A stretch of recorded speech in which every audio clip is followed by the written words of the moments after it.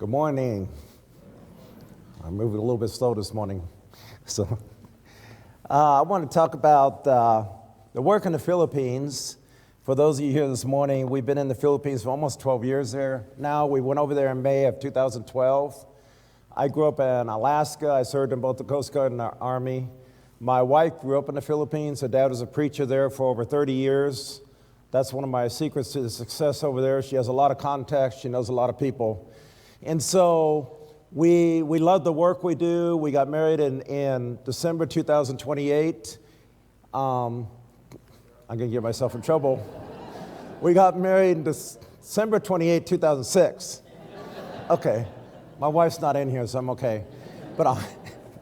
So we got married in 2006. We came back to America. My wife went to nursing school, registered nursing school. From there, after she finished her nursing school, we moved back to the Philippines. We began doing the work over there. Shortly after we were over there, she went back to school and went to medical school in the Philippines. She still has to take her board exams, but once she passes her board exams, she'll be a licensed doctor over there.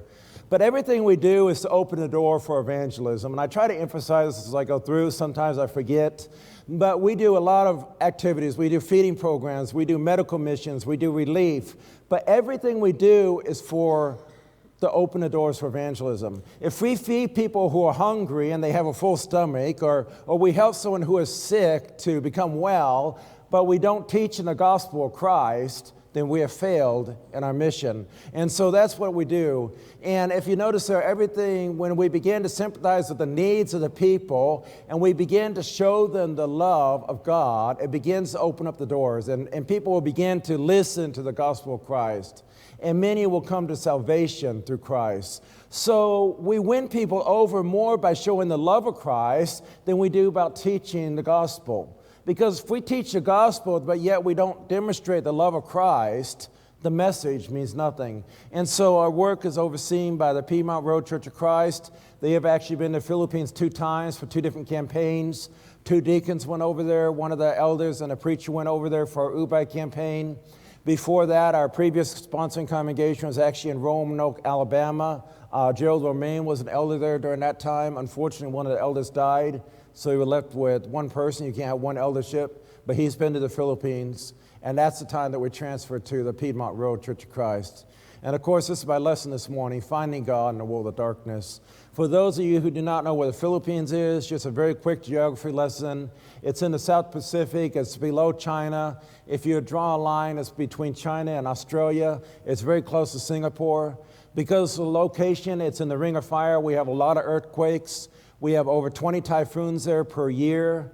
And I'm not trying to discourage anybody from coming to the Philippines. Philippines is a very beautiful area, but it's also the #1 disaster-prone area in the world. And so we have a lot of things that go against us when it comes to evangelism. And so when we went over there, we went over to preach. We went over to plant churches. We went over to help congregations grow. But we had many things we had to overcome because of people always in need. And so there's over 7,000 islands in the Philippines. There's over 110 million lost souls. And so I just want to get very quickly into a brief history of the work. And as I said, in 2006, we got married. We kept going to the Philippines back and forth every year doing short campaigns. We continued to support preachers over there. In May of 2011, we decided to go over on a survey trip. And this is actually a picture of our survey trip. We did a medical mission there. During our medical missions, we do the intake. We take the blood pressure, we get their history. Everybody sits down and does a Bible study with someone. And then from there, they go and they see one of the doctors or dentists. And so during that time, we saw a great need for the gospel of Christ. So in May of 2012, we went back to the Philippines. We began to work in Southern Leyte, working with the Boer's father. As I said, he's been preaching there for over 30 years. He planted many congregations. But then we got a call from Bohol Island that they needed preachers over in Bohol Island. Bohol Island is 1.3 million people population. It's very close to the beginning of the Catholic Church. Because of its location, it's very hard to evangelize because it's very diehard Catholic. Many preachers have come over the years, very zealous for the work. and they get very discouraged and they move on. And so it's very hard to evangelize. And so it's not like other areas. Southern Lady is much easier, but there was a challenge for us. Bohol is also one of the #1 tourist areas, not only in the Philippines, but also in Asia. Because of that, the cost of living is extremely high. It's at least 50% higher than most parts in the Philippines. And so the cost of living is very high. And unfortunately, since it's a tourist area, there's a lot of distractions. You would think that people would be amazed by God's beauty, but instead that's actually a deterrence for people wanting to worship God. So they spend more time in doing stuff like that. So we went to Tagbilaran City. We began working with a small congregation, about 15 members during that time. There was another congregation up in the mountains. They had around 20 to 25 members. There were no full-time preachers anywhere on the island. We worked that congregation for about 8 months. We were able to restore about 40 people back to the church who had fallen away. Their membership was around 60 members, and they had 2 full-time preachers and many activities going on. And then we decided to move to Tagbilaran City in 2013 and start a congregation there. So very shortly after we started the congregation in Tagbilaran City, there was an earthquake. This is about 3 months after the congregation started. It was a 7.2 earthquake. It was the worst earthquake in the Visayas region, which is Bohol, that's the entire region. And so it's the worst earthquake in over 100 years. It caused massive destructions. You can see the roads were destroyed. Some places would normally take an hour to go to. We spent 4 or 5 hours trying to go there. We immediately began. I was actually in Cebu visiting Deborah during that time. She was in medical school. So I had gone over for the weekend to visit her, and the earthquake happened, and I went back to Bohol immediately. The members are already waiting for us, wanting to get ready to do relief and everything. So we immediately began doing relief. The members took off of work. We spent a week doing relief. We'd leave very early in the morning, come back very late at night. We would do relief, we'd do prayers, we'd do Bible study. As I said, everything we do is to open the door for evangelism. And so we continue to do that. As you can see, again, the destruction is there. This is one of our medical missions we did after the earthquake. And so in the midst of everything, God was still glorified because the work of the church was still going on. We still continued to teach and to preach and continue to evangelize things. As we were wrapping up the work for the earthquake relief, then we started getting warnings about this typhoon that's coming in, Typhoon Yolanda. And we're getting warnings from all over the world that there's a massive typhoon. And I don't know how many of you are familiar with the Navy, the hurricane planes are in Hawaii. The hurricane planes tried to fly into the storm, and it's the only storm they have not been able to fly into. It literally started tearing their planes apart. They had to turn around and go back to Hawaii because the storm was so massive. And so when this hit the Philippines, you can see the Philippines there. When it hit the Philippines, it was large enough that it covered the entire country. You could not see anything. The eye of the storm was massive. The wind speeds were over 200 miles per hour. Over 20,000 people lost their lives. That's the official count the government gave. The numbers are actually over anywhere from 30 to over 50,000 people probably lost their lives during that storm. But the number that the government gives is around 20,000 people lost their lives. We have a country of 110 million people. 80% of the people lost their power anywhere from a few days to all the way over a year. Some of them almost 2 years they lost their power. And so I went from Bohol. I got the first trip I could from Bohol to Southern Lady because we had a lot of friends in that area that's very close to where Deborah grew up. This is a town of 130,000 people in Tacloban. The church is very strong there. We have very good friends there. And so I went over there to do a short campaign so I could see what I could do, just a month to encourage them. I ended up staying there for an entire year. And so we ended up doing relief there for a year, helping the people. And when I was there for a year, we went to the people. We stayed with them. We actually slept on the floor with them. We ate the same food they ate. We were there with the people. We didn't go and stay in hotels and nice places. We tried to be among the people.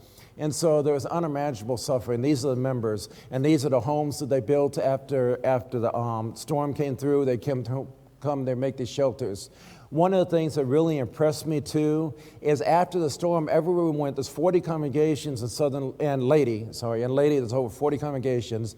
Every one of them had either massive damage or their buildings were totally destroyed. But in each place, they managed to put together a place to continue to worship God. And so the people continued to worship God even in the midst of that. This family here lost 34 family members. She's not a member of the church. The one there in the blue jeans is a member of the church. We were actually doing a campaign during that time. We were visiting children. We're giving out school supplies, hygiene supplies, clothes to children, over 3,000 children who had lost their homes and everything. Just to give you an idea of the scale, the calamity, over 3,000 of those children. And those were just one area. There was many more. We were giving out school supplies. We were doing Bible studies with the parents and teachers during that time. But we stopped at one of the mass graves, and she's encouraging the young lady there, and she's praying with her. But this is just one of many stories. But she lost 34 of her family members. And all we could do is pray and sympathize with them. The lady there in the short is actually a member of the church. She lost her husband. She lost her mother. She lost her father. She lost her brothers and sisters, her nieces, her nephews. She was the only one that survived in her family. And so there's no words you can express during a time like that. And so we just simply went over and began to pray with them.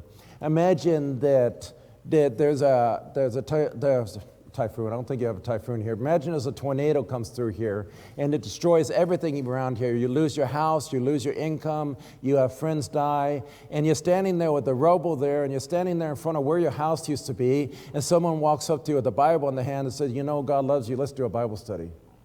How many of you do you think would be willing to do a Bible study? How many of you are the first thing that comes to your mind is, oh, God must really love me. He just destroyed everything. But when we go over and we begin to pray with them, we begin to sympathize with them, we just show that we love them and that God loves them, then it begins to open up the doors for opportunities. And because of that, we were able to get many Bible studies. And so we're able to actually share the gospel of Christ. I'll come back to that in a minute. There were 40 congregations in that area. We did free medical missions at all the congregations. Now, we do 3 types of medical missions.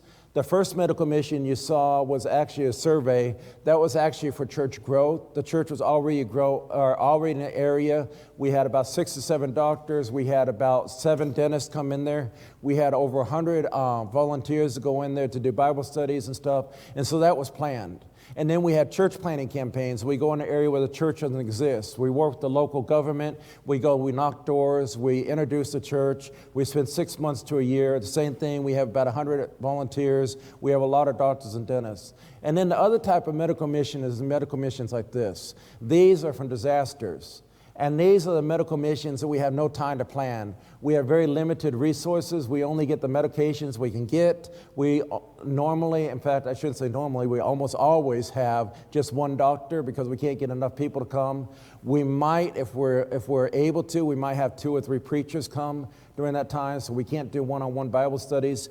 But during that time, we still do the group evangelism. And so it's still very effective. So we're able, it's not ideal, it's better to do one-on-one, but we still do group evangelism. This one examples of the many medical missions that we did during that time. And so the people are very encouraged. And as a result of all these medical missions we were doing, people would actually come there, and we would wake up in the morning about 4 or 5 in the morning. We were getting like 4 to 5 hours of sleep every night for about a year. But we would wake up around 4 or 5 in the morning. There'd be people already outside wanting to do Bible studies. And many times there would be Bible studies going on till late at night. We did many Bible studies. We did many gospel meetings during this time. And to God be the glory, by the end of December, just a little over a year later, 211 souls were added to Christ because of the work that was going on. And so we were able to plant one congregation, Isabel Lady. We also helped 3 other congregations that were planted. And then a couple years later, they planted 2 more congregations also as a result of typhoon relief. And so we helped with that. But God was glorified in the midst of the work. And so I want to talk a little bit about the current work we're doing. And I'm going to skip Luan for now. But as I said, we started with a small congregation on that small island. And then in 2013, we started a congregation in Tagbilaran City. It's the only city within Bohol. Bohol is 1.3 million people. The second congregation we started was actually up in Hagna in 2016. We started that. That was a major port going back and forth to Mindanao. We started that right after Typhoon Yolanda. We started the Tubigan congregation in 2018. This is a major port going back and forth to Cebu if you're going by car or by bus on the ferry. And then the Ubay congregation was one we started in 2019. That is a major port going back and forth to Leyte and Southern Leyte. So the idea was that if we had covered the 4 major ports, then eventually the church will continue to grow around those areas. And that's exactly what's happening. The congregations are starting to grow outside those areas. We're starting to get more and more contacts. And then the Luan congregation was actually started in 2014. And it's an interesting story. We had planned the Tagbilaran, the Hagna, the Ubai, the Tubigan congregations we had planned. The congregation in Luan was actually a result of the relief work we did from the earthquake 2013. Now remember, I went immediately to Southern Leyte because of the typhoon, or to Leyte, to a typhoon. I spent a year there. But the members at Tagbilaran City, which is a new congregation, took it upon themselves to continue to go and do evangelism in Luan, and they started the congregation there on their own. So that's actually a result of the Tagbilaran City congregation for the Luan Church. We also work in Southern Leyte. Javier congregation is a congregation that was started by DeBoer's father. And actually the Helian congregation was also started by DeBoer's father. As he started getting more and more ill, he was not able to handle the work in Helian as much. And so we took over the work. It's up in the mountains. We took over that work when we went to the Philippines in 2012. The Javier congregation is a congregation he worked up with until he died a couple years ago. And then when he died, we took over the work in Javier. Deborah's brother is actually Seth. He's actually the one preaching over there now at that congregation and doing a lot of outreach. In fact, we just had a campaign in Helian this week, and the Javier congregation were the ones that did the campaign along with Helian. So they worked together a lot. The Isabel campaign was actually started as a result of Typhoon Yolanda. And then the Palampan campaign is another congregation we had not planned. The door of opportunity opened for us. There were people there wanting to have Bible studies. The preacher in Isabel and another preacher in Mahalit, very close to there, were able to go up there and study with these people. We did a week-long campaign. We had a baptism. The church was started, and the church still continues to grow there. And so that was the congregation we just started last year. And so as we continue to go through, the work continues to grow. And I just want to give you an idea of the way the Philippines is. These 2 pictures up at the top are actually pictures up in the mountains, the 2 with the clothes. Deborah was able to go up there. I was waiting for I had heart condition at that time. I was waiting for a pacemaker, so I was not able to go. But you drive up there, and then when you drive as far as you can, you go up in the mountains, and it's a 3-hour trip by foot, carrying everything up there to it. It's extremely poor. These are some of the poorest people you're going to meet, but they're very receptive. They gave them clothes. They did Bible studies. I prayed with them, and they encouraged them. These other pictures, I put them up there because these are actually in Tagbilaran City, outside the city limits, but it's still within the city. And these are some of the members here. And these are some of the poorest people you're going to meet. These are squatters. They don't have their own land. They just find a place to build, and the only place they can build is in the swamp areas. These were also houses that were destroyed during the typhoon, which we'll talk a little bit. But one of the questions I'm asked a lot of times are when are congregations have become self-sustaining? And that's a good question. And we've actually had a couple congregations since we've been there become self-sustaining. That's our goal. But how do congregations become self-sustaining when the members only get enough food to meet the day-to-day needs? And many times they go hungry because they don't have enough food for that day. And so it's a challenge we face. We want the congregations to be self-sustaining. We want them to be independent. But how do congregations do that? So that's one of the things we're trying to work on. Another thing we did during COVID, we can't ignore the fact COVID happened. Everything was locked down for 2 years. The Philippines had the strictest lockdown rules anywhere in the world. Only one person was allowed out of the house at a time, but many of the stores were closed. Almost everybody, all of the members of the church were out of work. Remember, Bahal is a tourist area. Many of the members work with tourism. They were out of work entirely. Everything was shut down. There was no transportation anywhere in the Philippines. I mean, everything was locked down. So what we did in Galatians 6:10, of course, as we had the opportunity to go to all people, but especially unto the household of faith, anytime we do relief or disaster, anything we do, we always prioritize the members first. It's important that the members are always prioritized. After we prioritize the members, when we have resources left, then we begin to go to the family of the members, and we go around the areas. But every time we do the relief and everything, we always go in the area where either the members exist or the church exists, so that we always have a connection for follow-up for evangelism. In this case, it's the members. We gave out relief, I think it was 4 times during during COVID. And as you can see, the relief goods only good for like 4 or 5 days for an average family. It's not gonna feed them long term, but at least tells them that God loves them. It at least shows them that the church cares. And so this is an example of the relief goods. One of the biggest things we focus on in Bohol, or actually in the Philippines, is youth. The youth are the future of the church. We need to have the youth active. We have many youth in our congregation, and we've been blessed to be able to go over there in 2012. And that congregation, we're able to be there with those children for the last 10 years. So we see these children growing. And so a couple years ago, we made the decision with the other preacher that for that year, we were going to focus mostly on the youth. We continued to do outside evangelism for the contacts we already had. We took new contacts that came along, but we stopped for a year doing door knocking and stuff, and we focused on the youth within the church. As a result, all the youth who were old enough to understand, we ended up being baptized into Christ. We immediately started getting involved in studying the Bible and getting involved within stuff within the church. As you can see here, that tent there is actually during COVID. We had an activity during the COVID. We're blessed to have a large lot. We're renting a small house, but the lot is fenced in, and it's the same owner owns the land, so she allowed us to use it. And so they came over during COVID. They were able to encourage one another. The two pictures on the bottom is actually pre-COVID. We hope to start that up again pretty soon. But that's actually a feeding program at Ubay Bohol. Back in the 70s, there was actually a Church of Christ in Ubay Bohol. But the Americans who started the congregation had to leave the country. The congregation fell away. It went to a denominational church. In 2019, we actually went back and we planted a congregation in Ubay. One of the members from the original church was restored back, but these would actually be the grandchildren, because this is back in the 70s. So many of those people are already gone. They're no longer in the picture. So we do the feeding program in the same area where the church was before, and we try to do evangelism to like the grandparents and what would have been the children back in the 70s are now the adults, and we try to do evangelism to them to try to restore them back to the same church. Back in 2020, as I said, everything shut down. In the Philippines, what's interesting is we're protected under the Religious Freedom Act, under the Constitution, so we can worship how we want. But many of actually all the denominations, including the Catholic Church, shut their doors because they're afraid during COVID. But we never shut our doors. During the time that we worship, at least the congregations we work with, at that time of 7 congregations, we never shut the doors. We continued to worship. There was one exception when the preacher in Tagbilaran City had COVID, and so one Sunday we could not worship there because he lives in the same place the building was.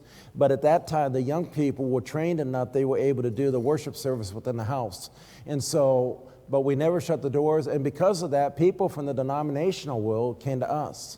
At the beginning of COVID, when they said no more face-to-face Bible studies, the first thing that came to our mind is not, oh, well, God's going to make a way. The first thing that came to our mind is, what are we going to do? And the last thing that we thought about is that God's powerful enough to open the doors. But what happened is the denominationals shut down, and those people in the denomination, some of them who we tried to reach before COVID and didn't want to study with us, came to us, and they began to worship with us. And while we were restricted to do face-to-face Bible studies in people's homes, we were able to do them on Sunday. And so those people were added to the Lord's church. They became very faithful in the Lord's church, and as far as I know, 100% of them are still attending today. They're still very active in the church. So even though we were not able to do door knocking and home visitations, the church still grew, and it was actually one of the largest growths that year, besides during the typhoon, during the time that we were there. And so we spent a lot of time, I said, as a youth. This actually is back in 2021. We did a youth activity with 5 congregations. 9 souls were added to Christ during the youth activity. Last year, we did a youth camp. We had over 300 people, and I believe it was 5 souls were added to Christ during that activity. So we spent a lot of time training the youth. And another thing we do, this lady who was a missionary, she was a missionary wife in the Philippines back, I believe, in the 70s. One of the things she struggled with is, how does a church reach people right around the building? We can reach people in the community, but the people right around the building are hard to reach. So she came with the idea of a tutorial center for children 4 and 5 years old. And so we adopted the program through the tutorial center. She helped set us up on it. And we started out with 4 tutorial centers. The programs are 4 and 5-year-old children. We teach them how to read, write. We teach them the Bible. We teach them how to pray. We teach them manners. But the biggest program is not trying to convert children. We're not trying to convert 4 and 5-year-old children. We're not going to go out and baptize them. We are planting seeds, of course, but the focus of the program is while the children are in the program, which is entirely free through the church, the parents or the guardians are required to do 2 Bible studies a week. And so the parents are more than willing to do that. We've only had, I think, 1 child that happened to, we had to take out of the program, but the rest of the time, the parents are willing to do it. And as a result, we've actually had 8 baptisms as a result of that. And 2 of those baptisms were not even guardians of the children. They were family members who heard from them. And then many of these children still attend VBS. They still attend children's worship. Some of their parents, we still see them once in a while coming with us. We're still doing Bible studies with some of them. Lord willing, this year we're going to open up in August, and we're going to have 6 tutorial centers this year. One of the programs we started, and this started way before we went back to the Philippines, very close to the time we got married. This is a program Deborah did. In the Philippines, the people are very poor. And they had to choose whether they're going to send the child to school or they're going to feed their family. And so it's $15 a year for a child to go to school. But imagine a poor family who's only getting enough income day to day, and they have 4 children. They have to have $60 for a child to go to school for the year. So what happens? The children end up dropping out of school. They never get an education. This picture you see up there, that boy sitting there, was actually featured by CNN many years ago. And it's illegal in the Philippines, but he's a child laborer. He dropped out of school at age 12. He does not know how to read and write. He does not know how to do arithmetic. He gets up early in the morning. He eats 1 cup of rice. He travels for an hour. He works in the sugarcane fields in the heat of the sun for 10 hours, goes home, and he repeats this 6 to 7 days a week. And unfortunately, that's life in the Philippines, especially up in the mountains. And while it's illegal, these children are getting cheated, because they know they're children, they can't be working. And even the adults who can't read and write, they still cheat them. And so in order to try to overcome that, we can't ever do away with poverty. Poverty is always going to be there. But we can help 1 child at a time get an education. And because of this program, some of these children were the first ones within their families to go to high school. They were the first ones within their family to go off to college. And so while we cannot eliminate poverty everywhere, these are all members of the Lord's church. These are all the children within the congregations we work with and other congregations that we work close with, but we don't work with on a daily basis. But we help over 500 children per year. And so it helps us 1 family at a time to help them overcome the poverty. And of course, I said the men's mentoring program, all the children became faithful. They were of age. We continued studying with the younger children. Some of them have been baptized now. So now these young men are 18, 19, 20 years old. They're learning how to do homiletics, hermeneutics. They're learning how to read music. They're learning how to lead singing. And on Sunday, they do all the acts of worship except the preaching and the Bible studies. They don't do those. Wednesday night, a lot of times, we allow them to do Bible studies. There have been occasions where the preacher had to be out of town. I was out of town at the same time, so we would have some of the college students present sermons and Bible studies, and they do a very good job. But the goal is that in the long term, in the years to come, they're going to have just as good an education as what they can get from a preaching school, so that we can have young men within the congregation that are able to preach and to teach. Now, December 2012 actually was the end of the year, and this is a bad year for us. 2022 was actually worse. But Typhoon Odette came through in 2021. I said Yolanda was the worst storm ever recorded in world history. This typhoon had wind speeds as great, if not greater than Typhoon Yolanda. The destruction was massive. The difference was, during Typhoon Yolanda, many people were not evacuated. Over 20,000 people died. During Typhoon Odette, they did forced evacuations, and so many people were saved because of that. And the last death toll I saw was less than 1,000 people actually died during the storm, which is amazing because the destruction was massive. It would be like going from here all the way down to Chattanooga and seeing nothing but destruction. These are very populated areas, and I'll show you, this is actually the area the board grew up in right here. This is actually a home area. Behind that house will be her home. And so it was the worst storm that's ever hit Bahal. It's one of the worst storms that's ever hit Southern Lady. And so during that time, it's 41 of our brethren, I need to correct that. 41 of our brethren lost their homes during that time. 34 had partial damage. We had two church buildings damaged, but no brethren lost their lives. And so that was good. But now remember, these are only in the 8 congregations that we're working with. Total, if we count all the brethren within the areas affected, there are actually hundreds of brethren who lost their homes. But in this case, we had limited funds, we had limited resources. We were actually competing with the U.S. because you guys just had the tornadoes come through here, were very destructive. And so funds were limited. So in that case, we only worked with the brethren within our local area. And we referred the other brethren over to other areas so they can get help. But these are, again, makeshift shelters, very close to what you see during Odette. During the eye of the storm in Bahal, when the storm was coming over us, it was about 2 in the morning. It was pitch black outside. We had no electric. We had no water. By then, all the cell phone service had been destructed. We're in a wood house on the 2nd floor, and we have metal roofs, and the sound is just deafening. We can hear the trees being ripped apart. We hear the houses around us being ripped apart. But in the midst of the storm, we have 4 families with us, and one of the things we began to do is to pray and sing praises to God. One of the things I like to remind everyone as Christians, we do not have to be afraid. Now, you can't stand in the midst of the power of God and not have fear. You're going to have fear in a storm like this, but we don't have to be afraid of death. Because if we've been baptized into Christ, we already have eternal life as long as we live faithfully to Him. And whether it be in this life or the next, to God be the glory, because we already are sanctified to Christ. And so that's one of the things we try to encourage them. After the storm, we were not able to get through. We were not able to communicate with anybody. It was about 3 or 4 months before we got any cell phone service back. It was about 6 months before we got electric back. But this is actually our driveway. If you go straight back, there'll be a gate behind that. These are mango trees. We had 6 mango trees in the yard. The storm uprooted the mango trees. It actually twisted one around and snapped it in half. And a mango tree is a big tree. They're very big trees, if you haven't seen them. And we were not able to get out to visit the members. One of the members had a van. He was able to go a very short distance and contact a few of the members, but not very many. But on Sunday morning, we were surprised that the members showed up for worship. They had actually found their way over there. They had driven motorcycles. They had gone around debris. They climbed through all that stuff to get into the house there. And they came over to worship God. And so even after the storm was over, we still gave glory and honor to God. We helped the members rebuild. The members are very poor. They could not help financially, but they were able to help physically. You see a picture up there in the middle? That thing weighs a lot, several hundred pounds. And they would carry those back almost a half mile to a mile through the mud to get them to the houses where they would do the rebuilding.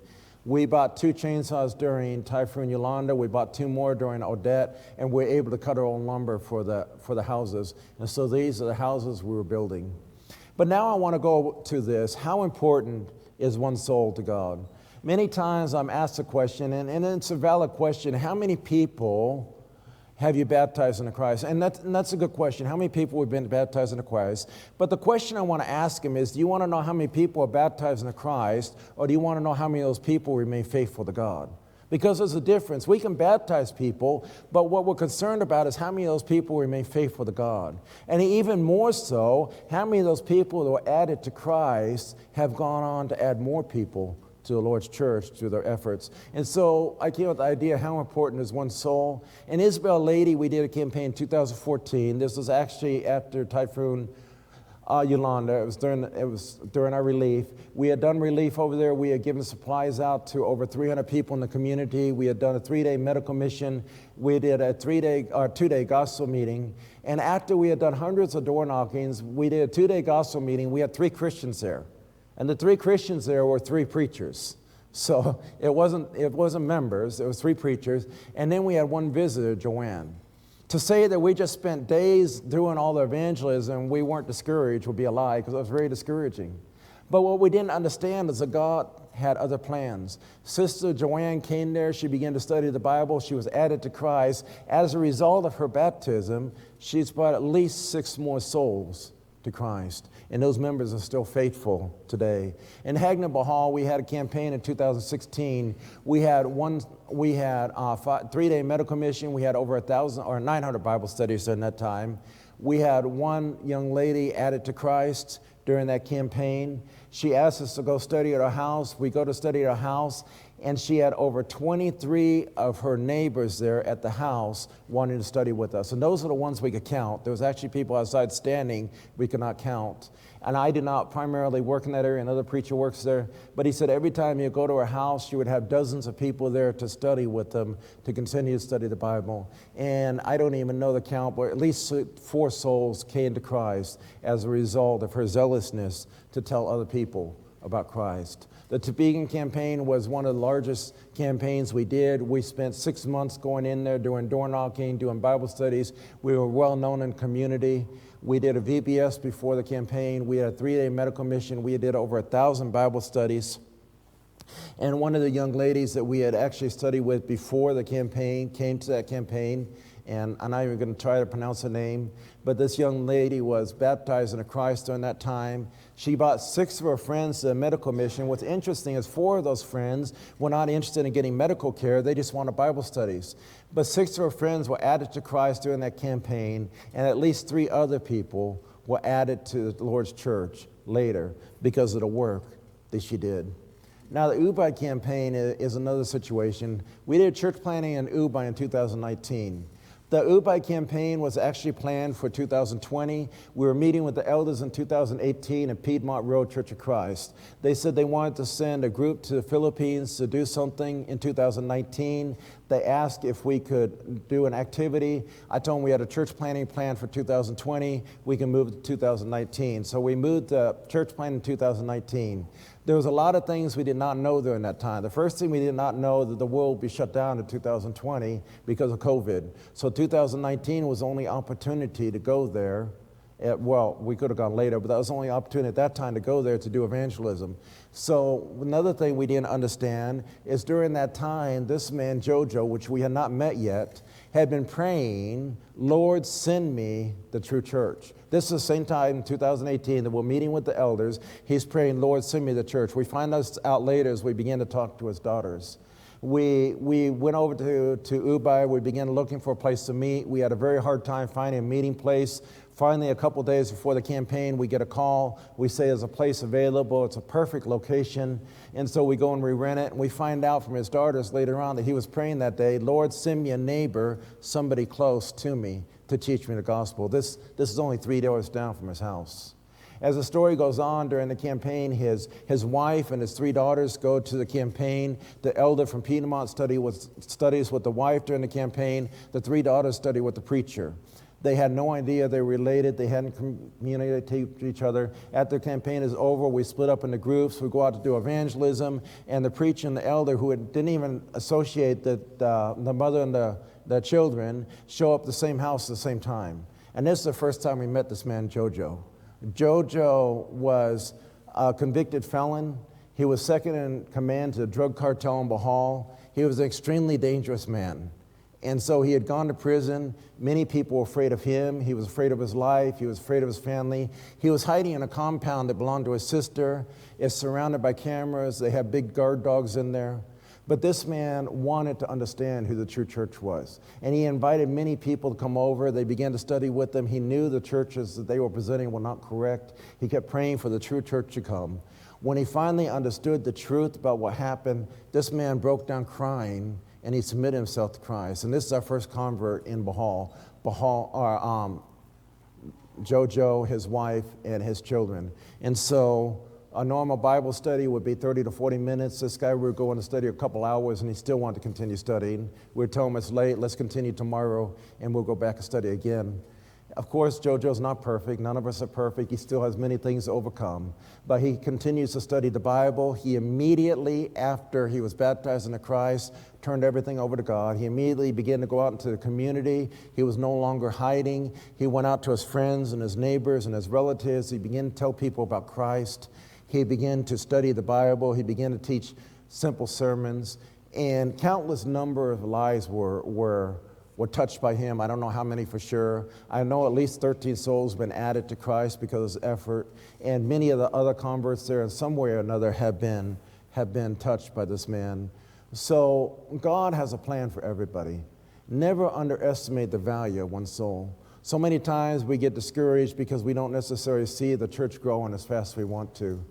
But we need to remember that our plans are not God's plans. God has plans that are greater than our plans, and the value of that one soul that is lost. And if we can only convert one soul in our lifetime, we have still fulfilled the commission which God has given to us. And so God is good. During 2021, 55 souls were added to the Lord's church. In 2022, 95 souls were added to the Lord's church. From May of 2012 until today, a total of 958 souls have been added to the Lord's church. Those are the 9 congregations we work with, plus the other congregations we helped during Yolanda and stuff. We were able to plant 7 congregations with the work Deborah and I do. We helped, and I lost track, at least 4 or 5 congregations we've helped plant with other congregations. We've done over 80 free medical missions. Again, I've lost count of how many we've done for sure. We've done 4 major relief operations for the brethren. And so our biggest need right now we're actually renting a place. And so we're actually renting a place, and we've been renting it for 10 years. It's a house. We live upstairs. Downstairs is a carport. It's about the 4th of the size of this auditorium. We started with about 30 members 10 years ago. That was fine. Now we have 60 adults plus children, and we have around 20 or 30 children every Sunday. So we've outgrown the place. When it's raining, when it's windy, when there's storms, or when the neighbors start burning or it gets loud, it's very distracting. So for the last 10 years, we've been trying to raise money for land. We were able to get land finally, and so now our goal is to build a building. So phase 1, by December 2023, by the end of this year, we want to have an open building. So we'll build a building like this, but it wouldn't have the walls. It would just have the posts. And we want to have 2 bathrooms. By the middle of next year, we hope to enclose the building. We want to do a balcony because we're going to have a tall ceiling. We're going to do a balcony upstairs. That's actually going to be an office and counseling room in the future. But in the meantime, that would give us 3 classrooms. We want to do phase 4 by December 2025. We want to have the rough finish of the upstairs. We want to have the plumbing and the electrical done. And then we want to wrap up all the work by the end of December 2027. Now, the building is used for many things. We use for a tutorial center. We hope to use for a free clinic, for medical clinic for Deborah. We continue to use it for evangelism, for the young men to teach them how to do evangelism. We use it every year in Tagbilaran City Church of Christ, a large congregation, so we sponsor men's and women's activities every year, and we hope to do it every quarter or at least twice a year. We do youth activities. We do a family camp every year. And so this building is used for more than just Sunday worship. It's used all the time. Plus, it's also a shelter for the people during the time of the storms. And so, of course, how can you help us? You can continue to pray for the work. You can send messages of encouragement. You can sign up for our newsletter, and you can get involved. Let me see. And so our goal, of course, is by the end of this year, we want to have an open building. We want to continue to train young men for evangelism. And we want to continue to ground all the congregations within the truth. And so we've temporarily stopped doing church plantings for a few years. We did that intentionally so that we can help the congregations we have continue to grow. Lord willing, when the time is right, we'll continue to do more church planting. Of course, our work is overseen by the Piedmont Road Church of Christ. But in everything, we need to remember that to God belongs the glory. There is nothing we can do. We can never add, if you listen to my sermon earlier, we can never add anyone to Christ. We can't do anything. All we can do is present the gospel. But Christ is the one that has the power to add them to the church. And so the work that we do is invaluable because we are the hands and the feet of the gospel. And then Christ is the power to change the hearts of the people. And so all the glory and the honor goes to God. None of this work could be done if we took God out of the equation. No matter how much we want to do it, without God, nothing would be possible. That's it. Are there any questions or anything? Well, I appreciate the opportunity, and I really admire this congregation for the work the elders are doing, for the evangelism that you guys are doing, both locally and around the world. It's great to see a congregation so alive and on fire for the gospel of Christ. And it's just a blessing to be here and be able to present to you guys today. Thank you.